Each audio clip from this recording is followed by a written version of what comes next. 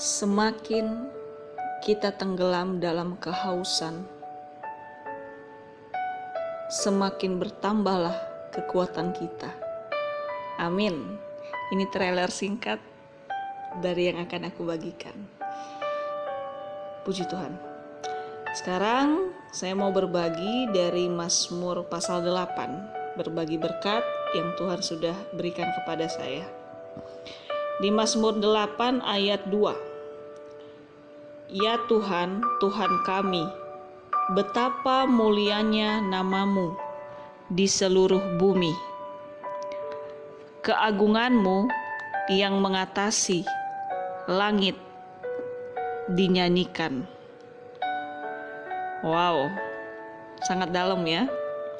Jadi di penggalan pertama, Mazmur 8 ayat 2a lah ya, dikatakan, ya Tuhan, Tuhan kami, betapa mulianya namamu di seluruh bumi. Ada di lagu juga yaitu, ya Tuhan, Tuhan kami. Di sini dikatakan, mulianya namamu di seluruh bumi. Padahal sebenarnya, bukankah tidak semua manusia di bumi memuliakan Tuhan? Kan masih belum atau tidak semua sudah percaya Yesus adalah Tuhan. Lalu kenapa dikatakan nama Tuhan mulia di seluruh bumi? Di sini dibukakan, bisa jadi ini seperti nubuatan atau perkataan iman kalau akan ada waktunya nanti kelak nama Tuhan dimuliakan di seluruh bumi yang terima Yesus sebagai Tuhan dan Juru Selamat.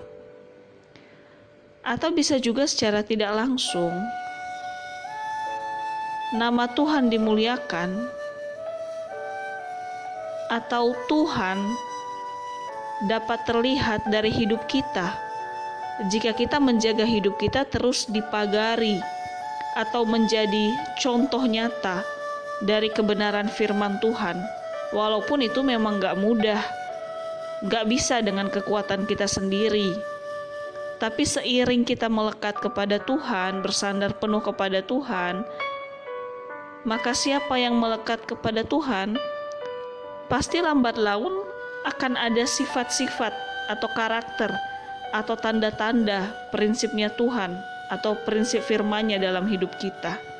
Seperti nih, kalau orang dia banyak makan daging, jeroan, yang berminyak terus, bersantan-santan terus, maka orang itu akan kelihatan tanda-tandanya. Tanda-tanda dia banyak makan daging apa? Kolesterolnya bisa tinggi. Dan akibat kolesterol tinggi ya penyakit-penyakit paling parahnya darah tinggi, stroke dan lain-lain. Jadi begitu juga dimisalkan, kalau kita banyak melekat sama firman yang menjadi prinsip hidup kita, ya firman-Nya cepat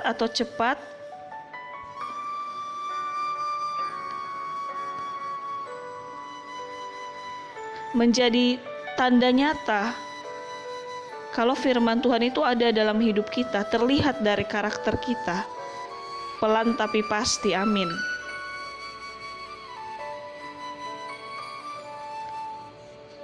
Jadi di sini diartikan tadi, semua bumi memuliakan Tuhan. Ya pasti suatu saat ada waktu terbaik, nama Tuhan dimuliakan melalui hidup kita, karena kitalah yang kelihatan oleh semua orang di bumi. Tuhan tidak kelihatan dengan mata jasmani, kecuali ya kasus-kasus tertentu kalau Tuhan mau memperlihatkan diri. Jadi biarlah pelan tapi pasti Bapa kita semakin dimuliakan melalui kita menjaga hidup kita di dalam takut akan Tuhan.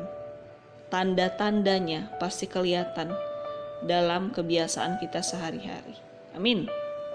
Terus di bagian B-nya, keagunganmu yang mengatasi langit dinyanyikan.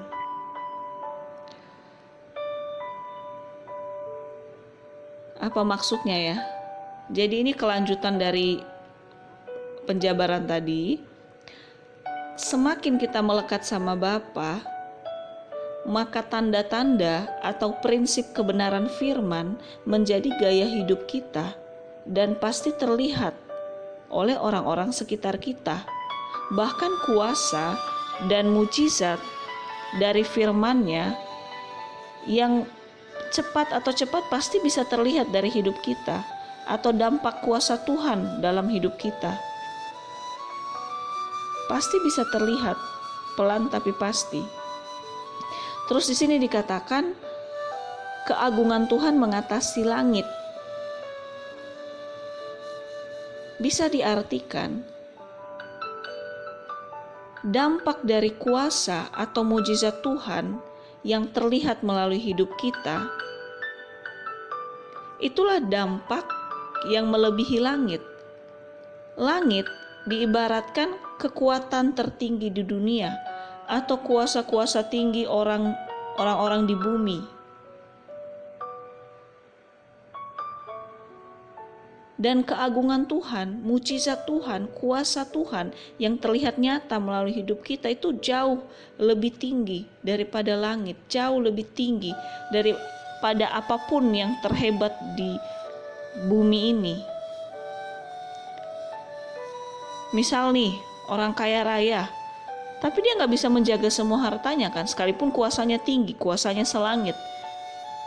Ada gempa, ada tsunami, amblas semua. Tapi kuasa Tuhan bisa menyembuhkan yang sakit, bisa membangkitkan yang mati,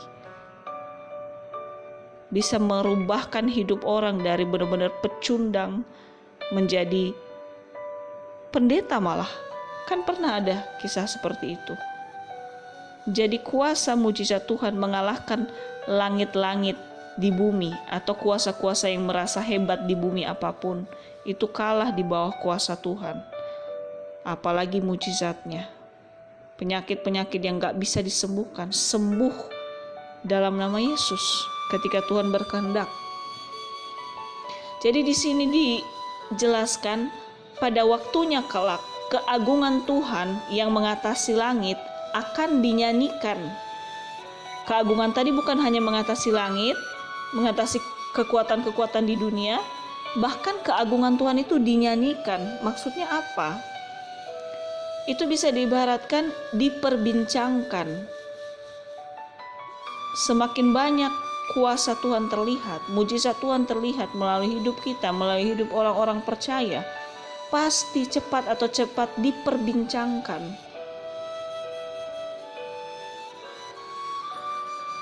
Bahkan dikatakan di sini dinyanyikan. Biasanya kalau sesuatu dinyanyikan, itu kan diulang, dinyanyikan kalau lagu itu enak didengar atau sesuai kondisi hati. Jadi di sini bisa diartikan pasti ada waktunya kelak kehadiran dan kuasa Tuhan akan mau dinikmati dan dielu-elukan oleh semua orang yang telah diubahkan oleh kuasanya. Dan kita, anak-anaknya, sebagai garda terdepan yang menjadi saksi nyata kuasa dan kebesaran Bapa. Mari kita terus berbenah untuk lebih baik, dan yang terpenting melekat lebih erat kepada Bapa, Tuhan Yesus kita yang baik. Jadi ini menjadi batu loncatan buat kita supaya semakin kita melekat kepada Bapa, semakin kemuliaan Tuhan itu terlihat dalam hidup kita dan dalam hidup semua orang-orang percaya, sehingga nama Tuhan dimuliakan. Dunia memuliakan Bapa melalui hidup kita yang sudah diubahkannya lebih dulu. Terus keagungan Bapa, kuasa Bapa melebihi semua kuasa yang ada di bumi. Gak ada yang bisa menandingi kuasa Bapa, mujizatnya. Dan ketika dunia melihat kuasa, mujizat melalui kita atau semua orang-orang yang sudah percaya, maka cepat pasti diperbincangkan, pasti dielu-elukan, dan pasti hati mereka juga ingin merasakan kuasa dan mujizat Bapa. Siapa sih yang gak ingin kuasa kesembuhan, kuasa pemulihan keluarga, kuasa lepas dari keterikatan hal-hal jahat, kuasa lepas dari kemiskinan, kuasa lepas dari kebodohan, kuasa lepas dari perpecahan keluarga. Siapa yang gak ingin? Semua manusia di dunia ingin kuasa seperti itu. Maka saat itu akan muncul semua orang merindukan kuasa Tuhan Yesus, Bapa kita yang hidup, untuk mereka alami. Sehingga sungguh-sungguh keagungan Bapa dinyanyikan, dielu-elukan, diperbincangkan, disukai, dan diinginkan terus-menerus. Amin. Biarlah terjadi di dalam nama Yesus, dan kita menjadi perwakilannya Bapa di dunia. Amin. Terus Mazmur pasal 8 ayat 3. Dari mulut bayi-bayi dan anak-anak yang menyusu telah kau letakkan dasar kekuatan, karena lawanmu untuk membungkam musuh dan pendendam. Wow, ini awalnya luar biasa memahaminya, tentang bayi menyusu, membungkam musuh. Apa hubungannya bayi dan membungkam musuh dan pendendam? Tapi Bapa kita unik ketika dia membukakan pengertiannya, luar biasa. Jadi pelan-pelan ya. Bayi atau anak-anak yang masih menyusu, yang masih membutuhkan susu atau ASI, biasanya setiap mereka butuh itu pada saat lapar atau haus, atau dikit-dikit pasti nangis. Iya kan? Jadi di sini diibaratkan, biarlah roh kita, roh setiap anak-anak yang sudah percaya akan Tuhan, biarlah roh kita seperti roh bayi, di mana selalu lapar dan haus akan kebenaran firman Tuhan. Wow, amin ya. Terus biasanya bayi kalau lapar atau haus atau kesakitan dikit-dikit atau apalah itu, ujung-ujungnya senjatanya kan menangis, oe-oe gitu kan. Jadi di sini dibukakan dengan menangis. Itu bisa diartikan teriakan kehausan kita. Teriakan kehausan dan kelaparan kita akan kebenaran firman-Nya. Dan kehausan itu, teriakan itu kita tuangkan melalui puji-pujian dan penyembahan yang lebih ingin terus melekat dan bergairah sama Tuhan. Jadi semakin kita haus dan lapar akan Tuhan, akan kebenarannya, maka tandanya semakin kita bergairah, bahkan menyala-nyala di dalam Tuhan. Jadi kehausan itu mengakibatkan gairah di dalam Tuhan. Ibarat gak bisa bahagia, gak bisa menikmati hidup, gak bisa damai sejahtera tanpa adanya kehausan akan Tuhan dalam kehidupan kita sehari-hari. Wow, puji Tuhan. Jadi menangisnya bayi atau anak-anak itu biasanya ekspresi dari sangat membutuhkan asupan minuman atau susu. Jadi biarlah kita juga seperti roh bayi-bayi yang sangat membutuhkan minuman, air hidup, sangat butuh meminum air hidup, air kehidupan. Air kehidupan itu apa? Ya Yesus Tuhan sendiri. Yesus yang hidup di dalam kita. Terus bayi tadi selalu menangis. Jadi dalam kehausan kita, kita selalu menangis. Menangis diartikan berteriak, berseru, dalam bentuk puji-pujian, penyembahan, dalam kehausan. Karena kita butuh air hidup yang hanya bisa memuaskan kehausan kita, dahaga kita, kekeringan hidup kita. Jadi semakin kering hidup kita, semakin begitu banyak tekanan, himpitan, masalah, proses.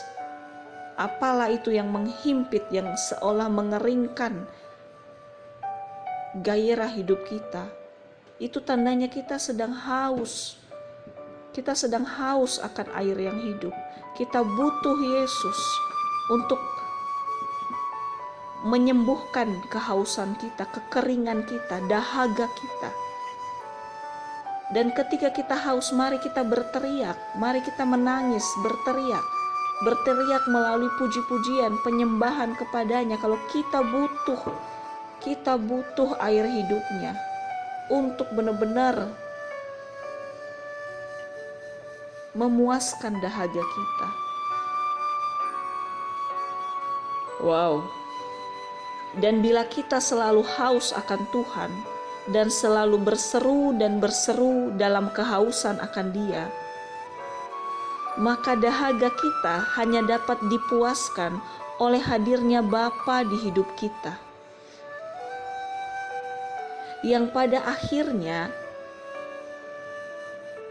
kehadiran Bapa di hidup kita yang memuaskan kita dengan air hidupnya, itu menjadi kekuatan yang baru, itu menjadi kuasa yang Tuhan berikan sama kita.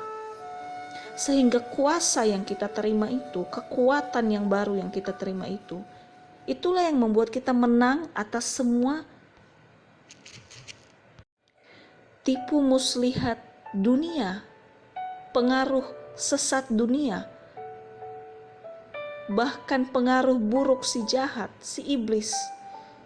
Karena si iblis itu pendendam kan, dia dendam sama kita karena kita hanya makhluk yang dari debu tapi dikasih roh sama Bapa, dan kita sangat dikasihi Bapa, bahkan dibentuk serupa dan segambar dengan Bapa.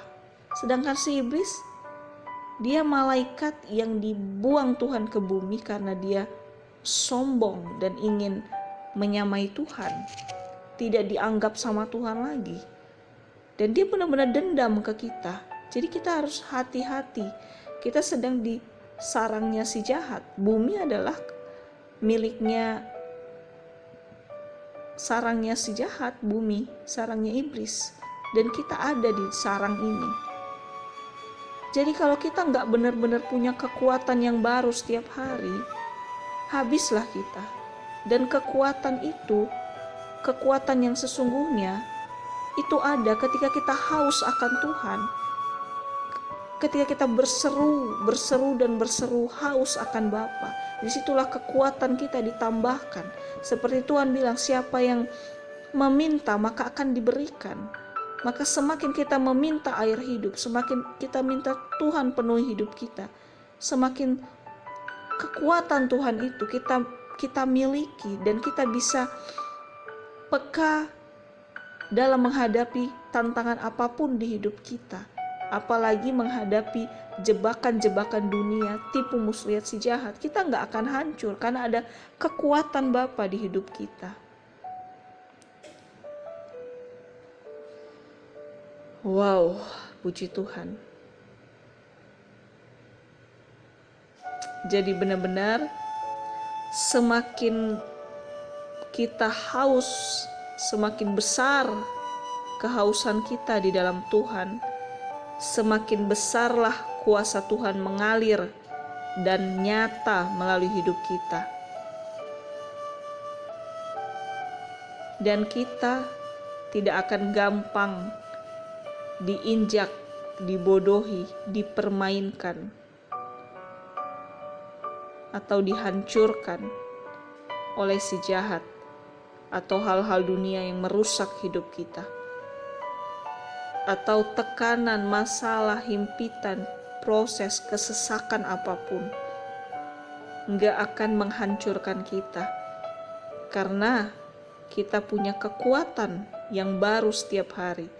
Ketika kita haus setiap hari, bergairah setiap hari untuk meminum air hidup, roti hidup, kebenaran firman, kekuatan Allah, kekuatan Bapa yang menjadi kekuatan kita.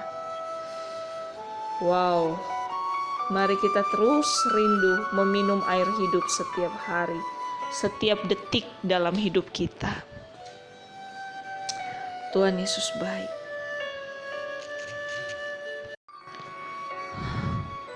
Maka mari terus kita minta gairah, kehausan yang baru setiap hari. Kita bangun gairah, kehausan yang baru setiap hari akan Tuhan. Sekalipun mungkin dalam faktanya gairah atau kehausan kita bisa agak berkurang karena banyaknya kesesakan-kesesakan yang terjadi, banyaknya gejolak-gejolak yang terjadi di dunia ini. Tapi mintalah, maka kamu akan mendapat.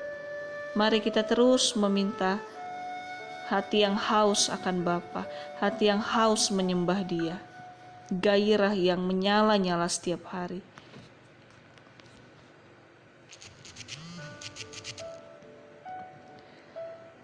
Karena gak ada yang lebih indah di luar itu. Semua pada akhirnya berakhir. Tapi hati, roh yang terus butuh Yesus, itu akan kita bawa sampai kita ke surga nanti. Ketika pun kita di surga, kita hanya menyembah dan menyembah. Haus, haus, dan haus. Sehingga semakin kita haus, semakin besarlah gairah kita. Dan gairah itu seperti cinta yang bisa mengalahkan maut. Jadi gairah Bapa, gairah di dalam Bapa itu bisa mengalahkan segala tantangan apapun yang boleh terjadi di hidup kita. Kekuatannya mengalir pada anak-anak yang haus untuk diberikan kekuatan. Kasih-Nya mengalir kepada anak-anak yang haus akan kasih dari Bapa. Jadi mari kita jangan terkecoh oleh kekenyangan-kekenyangan sesaat yang dunia sediakan. Jabatan, pekerjaan, kelimpahan, harta, tabungan yang banyak, fisik yang sehat, fisik yang keren,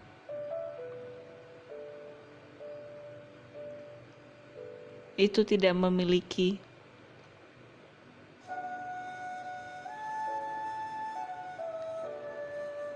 gairah yang sebenarnya di dalam Tuhan. Malah bisa semakin kering hati kita di dalam Tuhan kalau hanya fokus pada hal-hal demikian. Puji Tuhan bisa memiliki hal-hal yang baik di dunia, puji Tuhan. Itu pun karena kasih karunia Tuhan. Tapi biar apapun, itu pun baik, itu pun tidak, yang kita alami atau kita miliki, jangan membuat kita kering di dalam Tuhan. Mari terus berusaha bangkit, mari terus merasa haus, mari terus merasa butuh Tuhan, mari terus merasa harus menambah gairah yang dalam setiap hari sama Tuhan. Karena magnet gairah itulah yang menarik kekuatan dari Tuhan. Dan itulah milik kita yang kekal, kekuatan dari Tuhan yang gak bisa diambil oleh apapun, bahkan gak bisa dikalahkan atau diserang sama si jahat, si iblis. Haleluya. Mari kita terus haus supaya gairah kita semakin terbakar sama Tuhan, dan kekuatan, kuasanya, damai sejahteranya terus melingkupi hidup kita, masa depan kita, dan keturunan kita kelak. Mari tetap semangat, mari tetap mau haus di dalam Tuhan. Tuhan Yesus memberkati hari-hari kita terus dipenuhi haus dan lapar akan Bapa kita yang baik. Haleluya. Amin.